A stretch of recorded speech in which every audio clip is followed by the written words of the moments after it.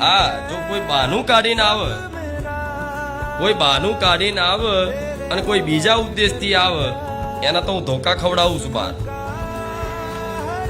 સત્ય છે.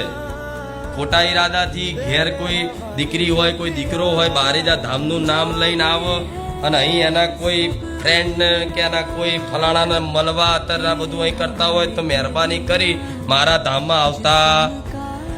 આ ના નતું કહેવું પણ મારે કહેવું પડ્યું. એનું કારણ છે કે તમારા માતા પિતા તમે વિશ્વાસ કરીને તમને મોકલતા હોય તો એ વિશ્વાસ મારા ભરોસે મોકલે છે, મારા વિશ્વાસે મોકલે છે કે મારી દીકરી મારા ખુખાર મેરડીના ધામે જાય છે. અને જો ક્યાંક એક દીકરો હોય કે દીકરી હોય ક્યાંક આડી એવરી વાત થઈ તો માતાએ 100% એવું કહું છું કે એનું પરિણામ તમારે ભોગવવું પડશે ના. જો ના ભોગવવું હોય તો મારા ધામમાં આવતા નહીં. અહીં મનોરંજનનું કે અહીં ફરવાનું કે પિકનિકનો આ જગ્યા કે દિવસ નહીં. સમજ્યા? બધી જાતના લોકો આવતા હોય, મને બધી ખબર હોય, પણ 100%થી 30%